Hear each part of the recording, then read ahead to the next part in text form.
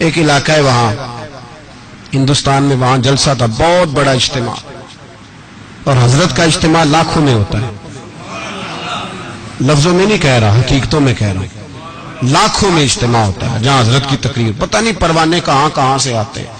اور یہ وہ دور ہے جب اللہ اپنے بندوں کو وہ والی فضیلت دیتا ہے، اذا جاء نصر اللہ والفتح ورأیت الناس یدخلون فی دین اللہ افواجا، اللہ پورے مرتبے دیتا ہے۔ تو بڑا لاکھوں کا اجتماع تھا، میرے سیدی، میرے شیخ، میرے محسن حضرت صاحب قبلہ دامت برکاتہم العالیہ، آپ نے وہاں جانا تھا، 2-3 دن کے بعد جلسہ تھا، تو وہاں ایک مجذوب بزرگ رہتے تھے اس علاقے میں۔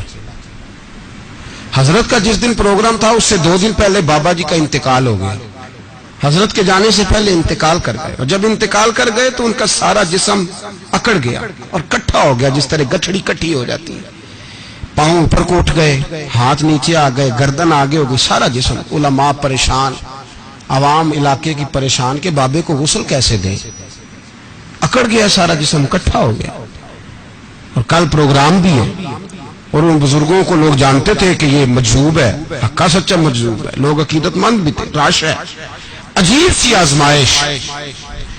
اب لوگ بڑی کوشش کرتے رہے، ڈاکٹروں کو بھی بلایا گیا، سب کچھ کیا، لیکن کوئی حل نہ نکلا۔ اگلے دن حضرت تشریف لے گئے، لوگوں نے کہا حضور یہ مسئلہ ہے، اس طرح کی پوزیشن ہے، وہ بابا جی ہیں تو وہ فوت ہو گئے، مجذوب تھے، تو کیا کریں؟ آپ فرمانے لگے مجھے لے چلو، مجھے لے چلو۔ ملا رومی کہتے ہیں ولی کو ولی پہچانتا ہے، ولی کو دکھیے دی گل دکھیا سمجھے، سکھیے نو کی خبراں، جو اس مقام کا نہیں اسے کیا پتا کہ بات کیا ہو رہی۔ فرماتے ہیں کہ حضرت فرمانے لگے مجھے لے چلو، حضرت پہنچے، مجمع لگا ہوا تھا سیدھے میت کے قریب۔ رب کریم کے بندوں کو اللہ وہ مقام دیتا ہے کہ لوگ سمجھ نہیں سکتے، اور یہاں ایک بات کہہ دوں، اگر سمجھ میں آ گئی تو بھی ٹھیک، نہ آئی تو بھی ٹھیک۔ اللہ کے ولیوں کے تعلقات آپس میں مرنے سے ٹوٹتے نہیں، یہ مرنے کے بعد بھی قائم رہتے ہیں۔ سمجھ میں آ گیا تو بھی ٹھیک، نہیں آیا تو بھی ٹھیک۔ بابا جی انتقال کر چکے، وصال ہو چکا، قبر مری تے میرے پیرا جے کر پاویں پھیرا، قبر دے وچوں ہڈیاں اٹھ کے مجرا کر سن تیرا۔ حضرت پہنچے، کان میں بابا جی کے قریب گئے، یوں کان پکڑ کے کوئی بات کی، کوئی بات، اللہ اکبر، کوئی بات کی۔ جب حضرت نے کان میں کوئی جملہ کہا تو بابا جی کا سارا وجود سیدھا ہو گیا، سارا وجود، مجمع پہ سناٹا طاری ہو، ایسے ہے جیسے کچھ عجیب سا رنگ، حالات بدل گئے۔ لوگ کہا چلو چلو غسل دو، کفن پہ ناؤ، جنازہ پڑھے۔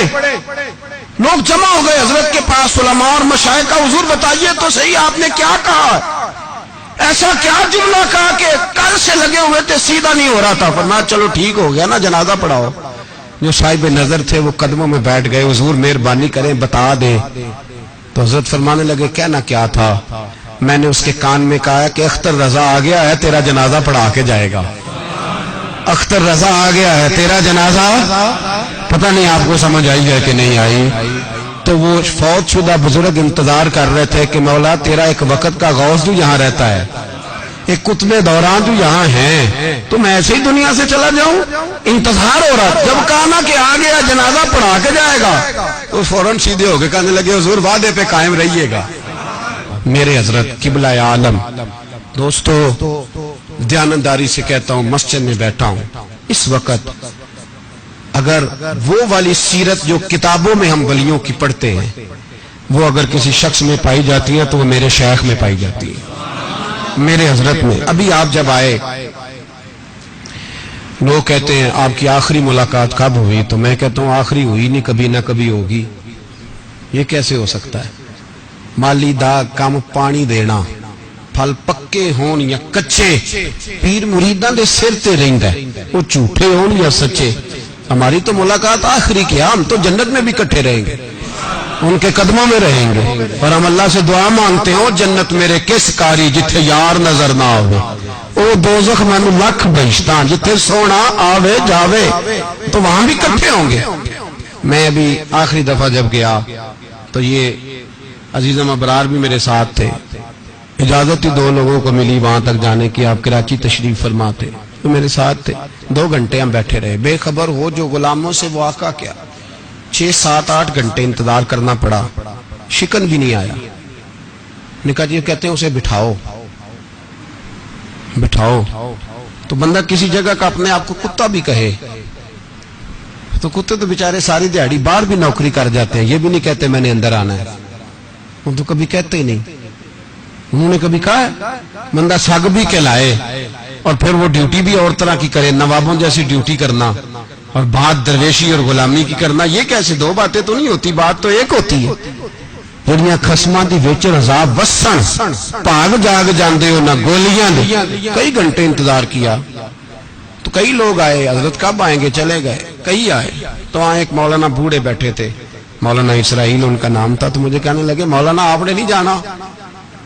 मैंने कहा जी हमने कहाँ जाना है, हम तो यहाँ रहने के लिए आए हैं। जब उनकी 1-2 शख्स ने थोड़ी सी मेरे ऊपर तनकीद की नजर भी डाली, ये कब से आया है, तो कुछ होता तो मुलाकात ना होती, और हम हैं भी नहीं, हम कुछ भी नहीं। हमारा तो 4थे दर्जे के नौकरों में नाम आ जाए तो बड़ी बात है। 4थे दर्जे के नौकर, नौकरों को भी किस में होती है ना, एक सेक्रेटरी होता है, एक चौकीदार होता है, उनके पास भी चाबियां वाबियां होती हैं, एक बार वाला होता है, एक 4थे 5वें दर्जे का नौकर होता है जिसको कभी कभी बताया जाता है चल गाड़ी धो दे, चल तू आ जा। हम तो 4थे दर्जे के नौकर बनने को भी भाई बड़े तैयार है और ईमानदारी से तैयार है, वो रख ले बस मेहरबानी।